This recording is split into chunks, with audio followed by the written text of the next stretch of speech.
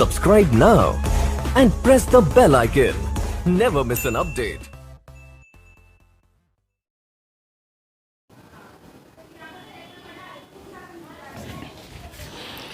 Good evening बच्चों।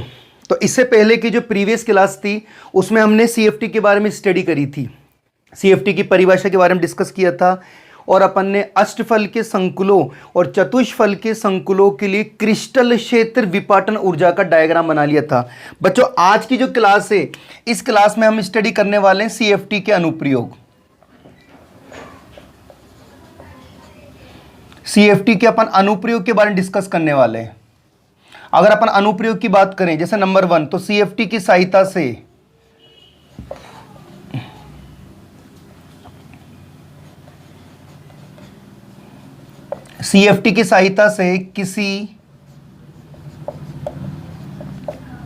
किसी संकुल के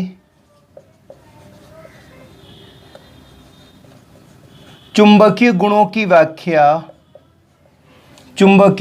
की व्याख्या सरलता से की जा सकती है। पहला पॉइंट तो ये की जा सकती है।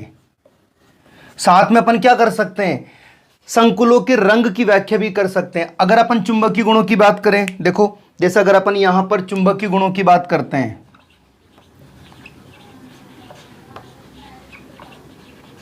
तो चुंबकीय गुणों में क्या होता है, एक प्रोसेस तो होती है अपनी अनुचुंबकीय प्रकृति और बच्चों एक प्रोसेस होती है अपनी प्रतिचुंबकीय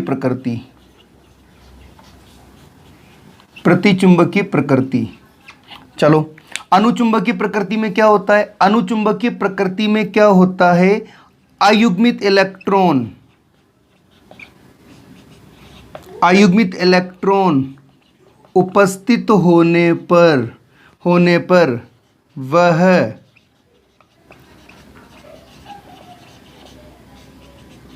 अनुचुंबकीय प्रकृति के साथ साथ रंगीन होता है तथा हमें क्या होंगे, चुंबकीय आघूर्ण के मान प्राप्त होते हैं। ये आपको याद रखना, चुंबकीय आघूर्ण के मान प्राप्त होते हैं। मतलब अगर किसी संकुल में केंद्रीय धातु परमाणु या आयन के पास अयुग्मित इलेक्ट्रॉन उपस्थित हैं तो आपको देखना है कि अयुग्मित इलेक्ट्रॉन उपस्थित हैं तो अयुग्मित इलेक्ट्रॉन उपस्थित होने के कारण किस प्रकृति का होगा, वो अनुचुंबकीय प्रकृति का होगा। और अनुचुंबकीय प्रकृति का होने पर कैसा होगा, कलरफुल होगा। ठीक है ना। इधर चले तो यहां पर क्या होते हैं, प्रतिचुंबकीय प्रकृति का मतलब होता है सभी इलेक्ट्रॉन युग्मित होते हैं तथा चुंबकीय आघूर्ण का मान शून्य प्राप्त होता है। चुंबकीय आघूर्ण का मान शून्य प्राप्त होता है। फलस्वरूप वह कैसा होगा, वह प्रतिचुंबकीय तथा रंगहीन होता है। चलो ये तो बात कर ली अपन ने, ये अपन निकालना सीख जाएंगे। ठीक है ना। इसमें क्या कहानी होगी, सभी इलेक्ट्रॉन कैसे होंगे, आपके युग्मित होंगे। युग्मित होने पर चुंबकीय आघूर्ण का मान क्या प्राप्त होगा, शून्य प्राप्त होगा। मतलब यहां पर तो क्या होगा, म्यू का मान क्या होगा, पॉजिटिव होगा। और अगर अपन यहां की बात करें तो यहां पर म्यू का मान कितना होगा, आपके पास 0.0 होगा। ठीक है। तीसरी इंपॉर्टेंट चीज है कि चुंबकीय गुणों के लिए कौन से सूत्र का यूज करते हैं, तो अपन ने पढ़ रखा है कि म्यू इज इक्वल टू क्या होता है, एन और n+2। बच्चों यहां पे अगर हम n की बात करते हैं तो यहां पर n का मतलब होता है अयुग्मित इलेक्ट्रॉन। जितने ज्यादा अयुग्मित इलेक्ट्रॉन होंगे उतने ही ज्यादा चुंबकीय आघूर्ण का मान प्राप्त होगा। अब बच्चों अपन ने दो बातें पढ़ी थी, आपको याद हो तो यहां पे दो बातें कौन कौन सी पढ़ी थी, अपन जानते हैं एक तो होता है लिगेंड। अगर अपन यहां पे लिगेंड की कहानी सुने तो जनरली मैंने आपको स्पेक्ट्रोकेमिकल सीरीज के माध्यम से दो प्रकार की लिगेंडों के बारे में बताया था। एक लिगेंड तो होता है प्रबल लिगेंड कौन सा होता है? प्रबल लिगेंड, जिसके बारे में डिस्कस कर लिया अपन ने। और दूसरा जो लिगेंड होता है वो होता है दुर्बल लिगेंड। तो आपको ध्यान रखना है प्रबल लिगेंड में क्या होता है, प्रबल लिगेंड में इलेक्ट्रॉनों के युग्मन होते हैं। तो प्रबल लिगेंड में इलेक्ट्रॉनों के युग्मन की उपस्थिति के कारण, तो यहां पर ध्यान रखना, अगर प्रबल लिगेंड है तो ध्यान रखना चुंबकीय आघूर्ण का मान, चुंबकीय आघूर्ण का मान कम प्राप्त होता है, कम प्राप्त होता है। क्यों? क्योंकि इलेक्ट्रॉन के युग्मन के कारण अयुग्मित इलेक्ट्रॉन कैसे होंगे? कम प्राप्त होते हैं। इसको आपको याद रखना है, मतलब आपको देखना है कि लिगेंड कौन सा है, प्रबल लिगेंड है दुर्बल लिगेंड है। अगर अपन दुर्बल लिगेंड की बात करते हैं तो दुर्बल लिगेंड बच्चों क्या होता है कि अपन को चुंबकीय आघूर्ण का मान, चुंबकीय आघूर्ण का मान अधिक प्राप्त होता है। ऐसा क्यों होता है? क्योंकि कक्षकों में इलेक्ट्रॉन का युग्मन नहीं होता है। अतः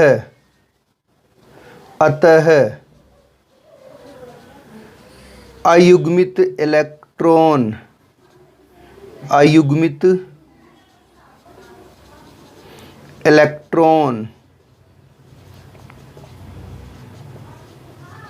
अधिक प्राप्त होते हैं। बच्चों मैं आपसे फिर कह रहा हूं, एग्जाम में क्या होता है, अगर अपन सीएफटी के क्वेश्चन के बारे में बात करते हैं तो एक्चुअली में क्या होता है, सीएफटी के क्वेश्चन के नॉर्मल क्वेश्चन आता है उनमें ये सारी बातें अपन से नहीं पूछता है। लेकिन मैंने आपसे कहा था जनरली अगर अपन को सीएफटी को कैलकुलेट करना है तो सीएफटी को कैलकुलेट करने के लिए हमें सीएफटी का बेसिक पता होना चाहिए। तो बच्चों ये सीएफटी का बेसिक है, जल्दी से पढ़ो एक बार आप इसको।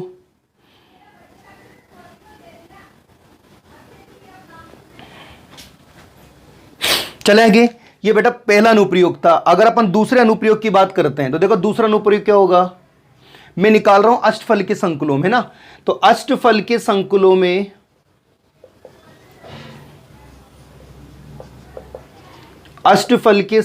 में धातु आयन के डी कक्षकों में इलेक्ट्रॉन का वितरण, डी कक्षकों में इलेक्ट्रॉन का वितरण दो बातों पर निर्भर करता है, दो बातों पर निर्भर करता है। पहली बात कौन सी होगी? पहली तो होगी आपके क्रिस्टल क्षेत्र विपाटन ऊर्जा, क्रिस्टल क्षेत्र विपाटन ऊर्जा का मान, या कि अपन किसका मान निकालेंगे, डेल ऑक्टस का मान निकालेंगे। और दूसरा क्या होता है बच्चों, दूसरा होता है सबसे इंपॉर्टेंट युग्मन ऊर्जा। अपन को यह भी पता होना चाहिए कि युग्मन ऊर्जा क्या होती है। किसी भी कक्षक में दो इलेक्ट्रॉनों के युग्मन के लिए जो आवश्यक ऊर्जा होती है उसे बोलते हैं बच्चों अपन युग्मन ऊर्जा। क्या बोला मैंने? किसी भी कक्षक में दो इलेक्ट्रॉन के युग्मन के लिए आवश्यक ऊर्जा, यहां लिख देता हूं, किसी भी कक्षक में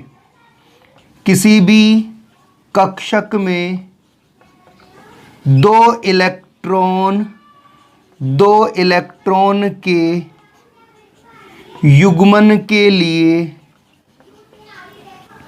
युग्मन के लिए आवश्यक ऊर्जा को क्या बोलते हैं? युग्मन ऊर्जा कहते हैं। अब सवाल ये, इलेक्ट्रॉन युग्मित होगा या नहीं होगा, ये डिपेंड किस पे करता है? ये डिपेंड करता है बच्चों अपने लिगेंड पर। अपना लिगेंड कैसा है? अगर अपना लिगेंड प्रबल होगा तो कक्षकों में इलेक्ट्रॉनों का युग्मन होगा, और बच्चों अपना लिगेंड दुर्बल होगा तो नॉर्मली कक्षकों में इलेक्ट्रॉनों का युग्मन नहीं होगा। जल्दी से इसको पढ़ो और स्क्रीनशॉट ले लो। बच्चों आगे चलते हैं। तो मैंने आपसे कहा कक्षकों में इलेक्ट्रॉनों के युग्मन के लिए डिपेंड करते हैं उसके लिगेंड्स कि लिगेंड कौन सा होता है। और अपन ने शुरू से यही बात कर रहे हैं कि अगर जनरली आपको लिगेंड याद हो जाते हैं तो बच्चों आपके लिए जो लेसन है ना ये बिल्कुल चवन्नी हो जाएगा, वरना आप जानते हो बहुत हार्ड लेसन ही है।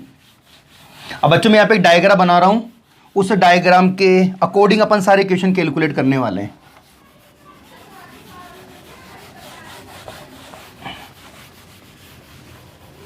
देखो क्वेश्चन डायग्राम क्या है।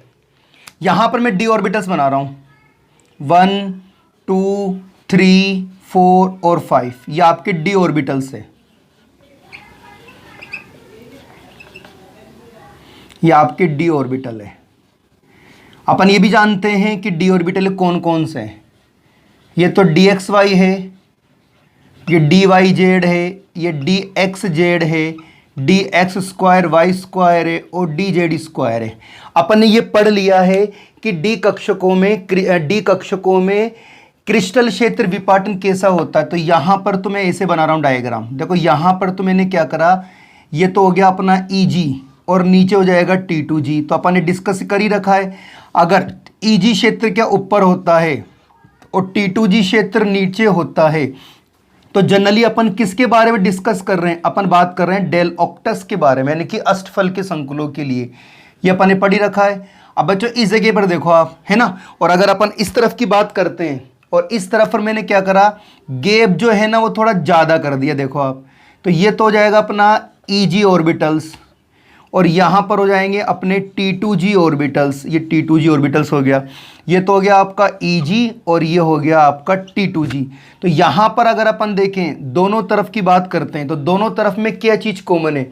अगर अपन इस तरफ की बात करते हैं तो इस तरफ में देखो आप एनर्जी गैप कम है, पास पास है, तो यहाँ पर एनर्जी गैप कम होगा, ठीक है ना। तो अगर यहाँ पर ही गैप कम है तो आप ध्यान रखना आपका जो लिगेंड है वो कैसा है, वीक फील्ड का है, वीक लिगेंड वो कैसा है आपका, वीक लिगेंड है।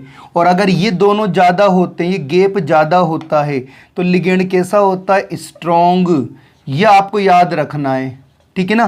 तो क्या होगा, देखो यहाँ पर पढ़ते हैं अपन, अगर क्रिस्टल क्षेत्र में यानी कि संकुलों में, देखो क्या लिख रहा हूँ, यदि संकुल में केंद्रीय धातु परमाणु या आयन के साथ प्रबल लिगेंड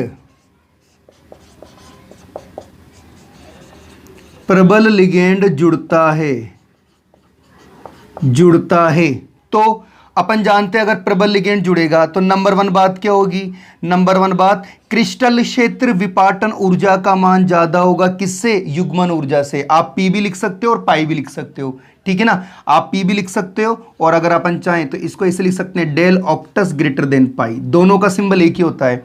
दोबारा बोल रहा हूं, अगर प्रबल लिगेंड आएगा तो क्या होगा, क्रिस्टल क्षेत्र विपाटन ऊर्जा का मान ज्यादा होगा पेयरिंग एनर्जी से। यहां पर साथ में क्या होगा, साथ में क्या होंगे n-1d कक्षक भाग लेते हैं, ठीक है ना। फिर अपन ने पढ़ा था, आपको याद हो तो, क्या बनेगा, आंतरिक कक्षक संकुल बनता है। फिर अपन ने क्या लिखा था कि यहां पर क्या होता है, इलेक्ट्रॉनों का युग्मन होता है, इस कारण इसे क्या बोलते हैं, इसे बोलते हैं निम्न चक्रण संकुल कहते हैं। यहां पर सबसे इंपॉर्टेंट जो बात है बच्चों वो आपको याद रखना है कि जब प्रबल क्षेत्र का लिगेंड होगा, यानी कि जब क्रिस्टल क्षेत्र विपाटन ऊर्जा डेल ऑक्टस का मान युग्मन ऊर्जा से अधिक होता है तो सर्वप्रथम इलेक्ट्रॉन किस में आएंगे, निम्न ऊर्जा के कक्षक निम्न ऊर्जा के कक्षक T2G में आते हैं, T2G में आते हैं, यह आपको ध्यान रखना है।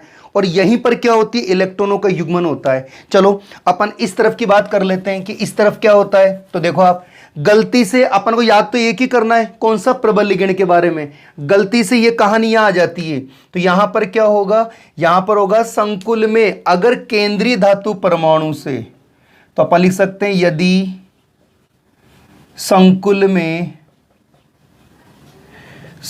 में केंद्रीय धातु परमाणु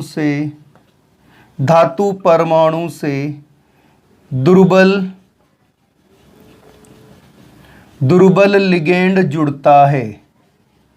जुड़ गया साहब, तो क्या होगा, सबसे पहली बात बताओ, अगर दुर्बल लिगेंड जुड़ेगा तो क्या होगा, क्रिस्टल क्षेत्र विपाटन ऊर्जा का मान कम होगा, किससे, पेयरिंग ऊर्जा से। और जनरली अपन इसको कैसे लिख सकते हैं, डेल ऑक्टस या पाई लिख सकते हैं ना। तो क्या होगा, एनडी बाह्य कक्षक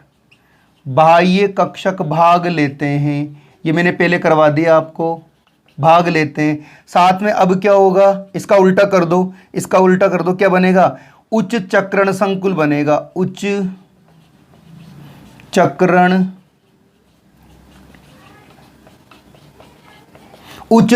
संकुल बनता है। अब यहां पर ध्यान देने की जरूरत है आप लोगों को, क्या, कि अगर दुर्बल क्षेत्र का लिगेंड है तो देखो अभी क्या होता है, जब क्रिस्टल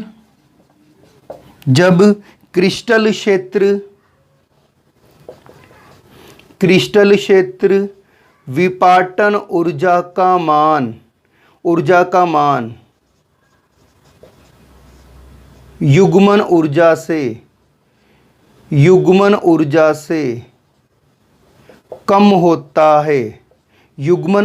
से कम होता है, तो इलेक्ट्रॉन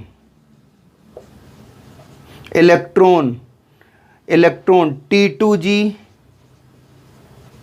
कक्षक के साथ ही बिना युग्मन करे ईजी कक्षक में प्रवेश करते हैं। मतलब युग्मन नहीं होगा, है ना, और कंटिन्यूअस क्या करेंगे, प्रवेश करेंगे। अब अपन को देखना है कि एक्चुअली में प्रबल क्षेत्र के लिगेंड में कैसे इलेक्ट्रॉन भरते हैं और दुर्बल क्षेत्र के लिगेंड में कैसे इलेक्ट्रॉन भरते हैं। तो यहां बता देता हूं, देखो मैं आपको, जैसे फॉर एग्जाम्पल प्रबल क्षेत्र का लिगेंड है ना, जैसे मैंने यहां पे लिखा, ये तो हो गया अपना ईजी ऑर्बिटल्स, इतना गैप लिख रहा हूं, ये हो जाएगा अपना T2G ऑर्बिटल्स, ये तो हो गया T2G और ये हो गया EG। और अपन किसकी बात कर रहे हैं, अपन बात कर रहे हैं डेल ऑक्टस की। तो आप ये देखो, पहला केस क्या होगा, अपना केस ये है कि जब आपका लिगेंड कैसा है कि आपने पास है लिगेंड प्रबल लिगेंड, और आपको कॉन्फ़िगरेशन कुछ भी ले लेता हूं मैं। अपन जानते हैं डी ऑर्बिटल का जो कॉन्फ़िगरेशन होता है बच्चों, D1 से लेकर D10 होता है। तो मैं एक काम करता हूं, D5 ले लेता हूं या D6 ले लेता हूं, ये कॉन्फ़िगरेशन लेता हूं। क्योंकि आप देखो प्रबल क्षेत्र का लिगेंड है, गैप ज्यादा है, तो सबसे पहले इलेक्ट्रॉन कहां भरेंगे, सबसे पहले इलेक्ट्रॉन भरेंगे इसे, पहला, फिर आएगा दूसरा, फिर आएगा तीसरा, या आपने 3 इलेक्ट्रॉन भर दिए। अब बच्चों फोर्थ इलेक्ट्रॉन ऊपर जाएगा या नीचे जाएगा, ये डिसाइड करता है आपका प्रबल लिगेंड। क्योंकि लिगेंड प्रबल है इसलिए इलेक्ट्रॉन कहां पर आएगा, जस्ट नीचे आएगा, 4th 5th और 6th। अगर अपन 7th होते हैं तो क्या करते हैं, आप चल जाता ऊपर। तो ऐसे पहले आपको क्या करना है, T2G सेट को कंप्लीट भरना है और उसके बाद ही फिर आपको EG ऑर्बिटल्स में जाना है। लेकिन ये जो प्रोग्राम है बच्चों, ये प्रोग्राम दुर्बल क्षेत्र के लिगेंड के साथ नहीं होता है। तो देखो ये तो हो जाएगा मेरा EG ऑर्बिटल्स, और यहां बात करें तो यहां पर हो जाएगा अपने पास T2G, ये हो जाएगा T2G। अपन पढ़ रहे हैं अष्टफल के डेल ऑक्टस, और मैं यहां भी लिख रहा हूं D6 कॉन्फ़िगरेशन, है ना। कैसे भरेंगे, देखो आप, अपन कैसे भरते हैं, 6 भरना है। तो देखो मैंने क्या लिखा, बिना युग्मन के साथ, बिना युग्मन करे आपको EG कक्षक में प्रवेश करता है। तो देखो पहला, फिर हो गया दूसरा और फिर हो गया तीसरा। अब मैं रुक जाता हूं। अगर संकुल में प्रबल लिगेंड होगा तब तो नीचे भरूंगा, और नहीं होगा तो कहां भरूंगा, ऊपर भर दूंगा। तो 3 तो हो गए। अब क्या आएगा, चौथा और ये 5वां। अब छठा भरना है मेरे को, तो छठा वापस कहां आएगा, जस्ट नीचे जाएगा। तो ये 6 इलेक्ट्रॉन ये हो गए। आगे भरना, ए से भरना है आपको 1 बाय 1। अगर 7 तो होता तो 1 2 3 4 5 6 7, और प्रबल होता है तो 1 2 3 4 5 6, और ऊपर क्या भरेंगे अपन, 7 भरेंगे। आगे बात समझ में। तो ए से विन्यास आएगा। सिर्फ आपको जब भी सीएफटी के क्वेश्चन आप करते हो तो आपको सिर्फ ये देखना है कि भैया जी लिगेंड कैसा है। अगर आपका लिगेंड प्रबल है तो ये कहानी उसके अंदर होने वाली है, अगर आपका लिगेंड दुर्बल है तो ये कहानी उसके अंदर होने वाली है। जनरली इन कहानी को लिखते नहीं है, केवल इन कहानी को अपन को देखना होता है, वॉच करना होता है। लेकिन बच्चों जो आंसर होता है वो इन लैंग्वेज को आधार मानकर अपन को लिखना है। मैंने आपसे कहा था आंसर आपको रटना नहीं है, आंसर खुद बनाना सीखना है। तो आंसर बनाना तब सीखोगे जब आपको पता है प्रबल लिगेंड क्या करता है, उसके क्या कमेंट लिखना होता है, दुर्बल लिगेंड क्या करता है, उसके क्या कमेंट लिखना होता है। जल्दी से एक बार इसको देखो, आप इसका स्क्रीनशॉट लो।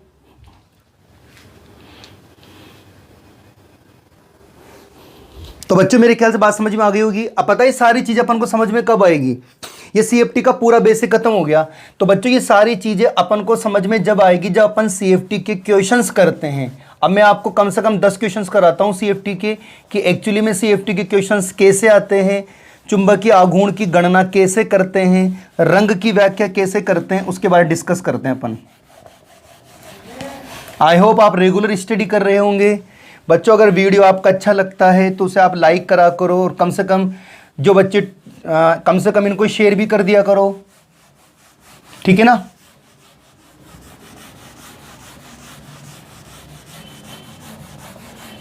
जैसे पहला क्वेश्चन लिख रहा हूं मैं,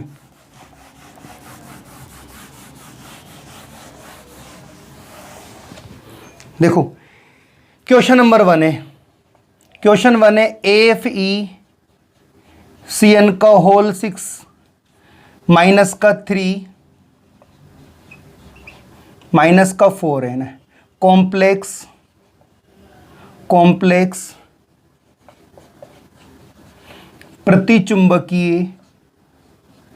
प्रतिचुंबकीय तथा AFeH2O का होल 6 प्लस 2 कॉम्प्लेक्स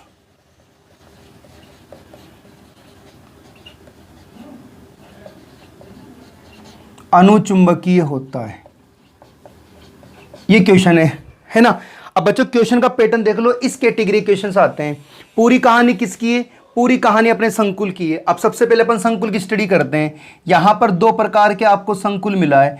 एक तो मिला है AFeCN का होल 6 माइनस का 4, और दूसरा जो कॉम्प्लेक्स आपको मिला है वो मिला है AFeH2O का होल 6 प्लस का 2। दोनों कॉम्प्लेक्स में क्या चीज कॉमन है वो देखना है अपन को। तो यहां पर अगर अपन देखते हैं, सबसे पहले क्या निकालना होता है, ऑक्सीडेशन नंबर। CN का कितना होता, माइनस का 1, यहां पर आ जाएगा 6 और यहां जाएगा माइनस का 4। तो क्या होगा, x माइनस का 6 माइनस का 4 और x बराबर आ जाएगा 2। ये बच्चों ऑक्सीडेशन नंबर निकाला है। जिन बच्चों को ऑक्सीडेशन नंबर नहीं निकालना आता है वो इससे पहले की प्रीवियस क्लास को देखकर ऑक्सीडेशन नंबर निकालना सीख सकता है। यहाँ चले x प्लस H2O का 0 होता है, 6 से मल्टीप्लाई करना है, ऊपर आ जाएगा प्लस का 2। तो जनरली x का मान आ गया 2। यहाँ पर भी x का मान 2 है और यहाँ पर भी x का मान 2 है। अब बच्चों सबसे पहले निकालना है अपन को Fe का इलेक्ट्रॉनिक विन्यास कितना होता है, 26। तो 26 से पहले आने वाली नोबल गैस क्या होती है, आर्गन। आर्गन का होता है 18, क्या होगा 3D और 4s। तो 18 और 2 20 और 20 से 26, ठीक है ना। लेकिन आप एक चीज देखो, मुझे तो +2 का निकालना है, तो यहाँ पे मैं क्या कर देता हूँ, +2 कर देता हूँ। तो यानी कि मुझे 2 इलेक्ट्रॉन कम करना होगा, तो यहाँ से मैं क्या करता हूँ, 2 इलेक्ट्रॉन कम कर देता हूँ। तो क्या हो जाएगा 3d6 4s 0।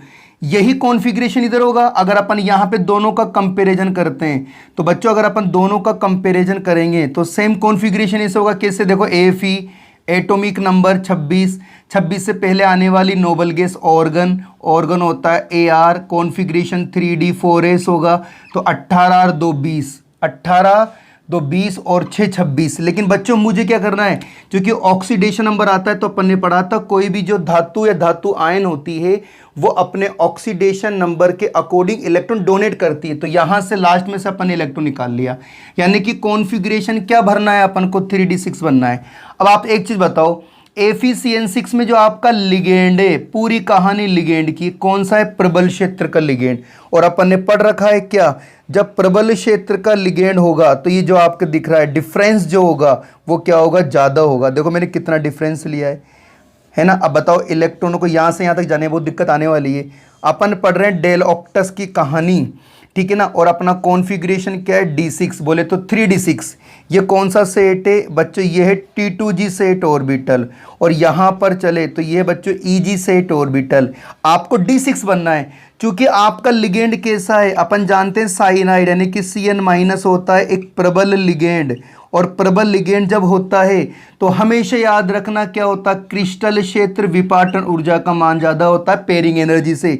इसलिए सबसे पहले क्या करेगा, इलेक्ट्रॉन यहाँ पर आएगा, देखो पहला इलेक्ट्रॉन, यहाँ आएगा दूसरा इलेक्ट्रॉन, यहाँ आएगा तीसरा इलेक्ट्रॉन। अब बताओ मुझे ऊपर जाना चाहिए नीचे रहना चाहिए, सर मुझे तो नीचे रहना चाहिए, एक तो गैप ज़्यादा है, दूसरी बात प्रबल क्षेत्र का लिगेंड तो यहाँ युग्मन होगा, ये चौथा, ये पांचवा और ये छठा। तो अयुग्मित इलेक्ट्रॉन कितने हैं, अयुग्मित इलेक्ट्रॉन तो इसमें है ही नहीं, सारे युग्मित इलेक्ट्रॉन है। तो अयुग्मित इलेक्ट्रॉन अनुपस्थित, तो अयुग्मित इलेक्ट्रॉन अनुपस्थित होने के कारण चुंबकीय आघूर्ण का मान कितना प्राप्त होगा, 0.0। और अपन ने पढ़ रखा है जिसके चुंबकीय आघूर्ण का मान 0 होता है बच्चों कैसा होता है, प्रतिचुंबकीय होता है। बताओ बात समझ में आई नहीं। यही केस अपन को लागू करना है इस तरफ, जैसे अपन ने ये केस लागू करा, देखना। लेकिन थोड़ा सा डिफरेंस है, देखो एक तो इलेक्ट्रॉन भरने की प्रॉब्लम है इसके अंदर, थोड़ा आपको प्रॉब्लम को समझना है और कैसे भरते हैं सीखना है। गैप कम हो जाएगा आपके। अपन किसके लिए पढ़ रहे हैं साहब, डेल ऑक्टस के लिए पढ़ रहे हैं। D6 कॉन्फ़िगरेशन हो जाएगा, अपन जानते हैं ये कैसा होता है, T2g सेट ऑर्बिटल्स, और ये कैसा होगा, EG सेट ऑर्बिटल, है ना। अब मेन चीज़ देखो आप कि साहब इसमें तो लिगेंड वीक है आपका, लिगेंड कैसा है आपका, लिगेंड है आपका H2O। और अपन जानते हैं H2 कैसा होता है, सर जी H2 वीक होता है, तो क्या होगा, पेयरिंग एनर्जी का मान ज़्यादा होगा। तो सबसे पहले इलेक्ट्रॉन भरा आपने 1, ये 2 और 3, तो इलेक्ट्रॉन कहाँ चल जाएगा, ऊपर 4, ये 5 और नीचे 6। कितने अयुग्मित इलेक्ट्रॉन है, 1 2 3 4, 4 अयुग्मित इलेक्ट्रॉन है। और अपन जानते हैं अयुग्मित इलेक्ट्रॉन के कारण क्या होगा, चुंबकीय आघूर्ण का मान प्राप्त होगा, और चुंबकीय आघूर्ण का मान प्राप्त होगा तो बच्चों कैसा होगा, अनुचुंबकीय होगा। That's all. ऐसे CFT के क्वेश्चंस करते हैं। अब पूरी कहानी लैंग्वेज की है, ये तो आपको समझ में आ गया होगा। तो अपन यहाँ पे लैंग्वेज क्या लिखेंगे, जैसे मैं लिख रहा हूँ, देखो पहला केस लिख रहा हूँ, आप देखना लैंग्वेज कैसे लिख रहा हूँ मैं, इसको देख के लिख रहा हूँ। देखो कैसे लिखोगे, देखो आप लिखोगे FeCN का होल 6 - 4 कॉम्प्लेक्स में Fe +2, दिख गया होगा आपको, Fe +2 ऑक्सीकरण अवस्था में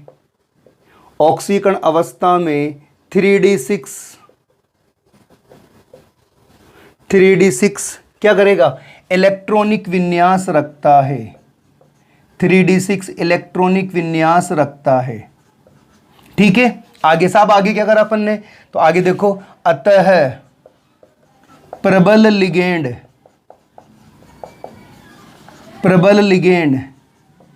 CN- की उपस्थिति के कारण, प्रबल लिगेंड CN- की उपस्थिति के कारण N-1d आंतरिक कक्षक भाग लेते हैं तथा निम्न चक्रण संकुल का निर्माण होता है और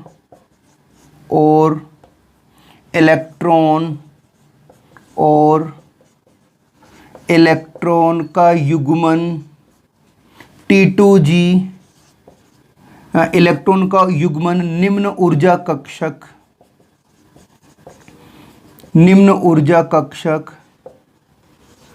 T2G में होता है तथा विन्यास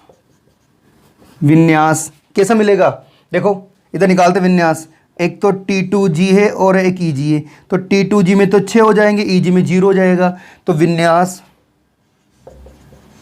T2G 6 EG 0 प्राप्त होता है। अतः अयुग्मित इलेक्ट्रॉन की उपस्थिति के कारण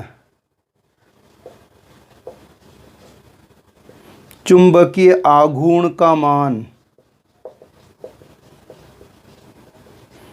0 प्राप्त होता है। फलस्वरूप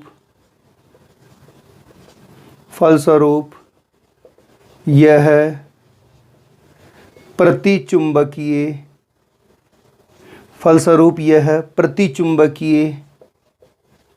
तथा कैसा होता है? रंगहीन होता है। अब देखो सारी कहानी अपन ने इधर देख के लिखी, जो पीछे मैंने आपको कमेंट लिखाए थे ना, उन्हीं कमेंट को अपन ने बेस मानकर ये सारे कमेंट लिखे हैं।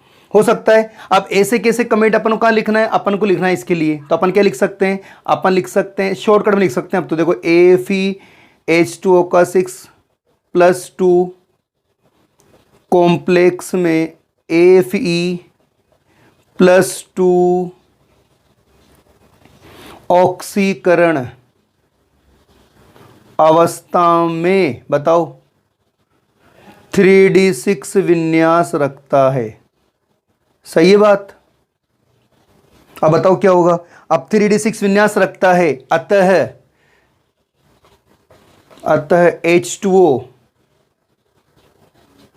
H2O दुर्बल लिगेंड होने के कारण कौन से कक्षक भाग लेंगे?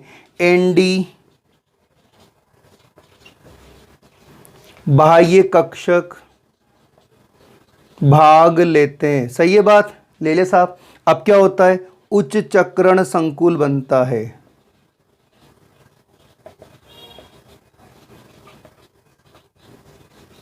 है। तथा विन्यास निकालो T2G EG T2G में 1 2 3 4 EG में 2, अतः विन्यास T2G4 EG2। सही बात? विन्यास T2G4 EG2 प्राप्त होता है। फलस्वरूप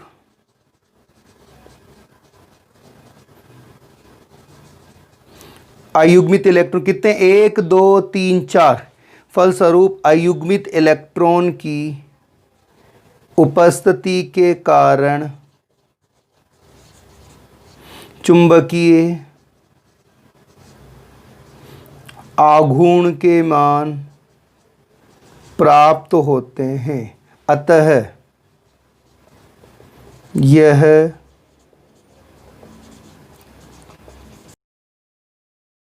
Subscribe now and press the bell icon. Never miss an update.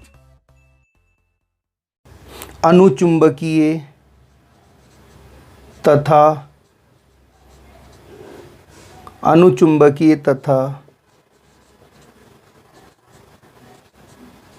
रंगीन होता है। तो बच्चों ये जो अपने कमेंट लिख लें ना, ये कमेंट आप कहाँ से लिखोगे? अगर आपका बेसिक क्लियर है, 2 नंबर का क्वेश्चन आता है, ऑप्शन में सवाल है तो आप निकाल सकते हो। तो ऐसे बच्चों अपन आसानी से लिख सकते हैं। किसी भी संकुल में क्या होता है, जब भी आप क्वेश्चन का आंसर लिखो तो आपको तो केवल लिगेंड के बारे में लिखना है कि अगर प्रबल लिगेंड है तो लिख दो N-1D, ND के बारे में दुर्बल लिगेंड आ जाए। और आपको देखना है अगर अयुग्मित इलेक्ट्रॉन आए तो आपको बोलना है अनुचुंबकीय, और अगर युग्मित इलेक्ट्रॉन आए तो बोलोगे आप प्रतिचुंबकीय। ठीक है, आई होप आपको आज की क्लास अच्छी लगी होगी, वीडियो आपका अच्छा लगा होगा। अगर वीडियो आपका अच्छा लगे तो बच्चे इसको लाइक करा करो, शेयर करा करो, सब्सक्राइब करा करो। Thank you so much.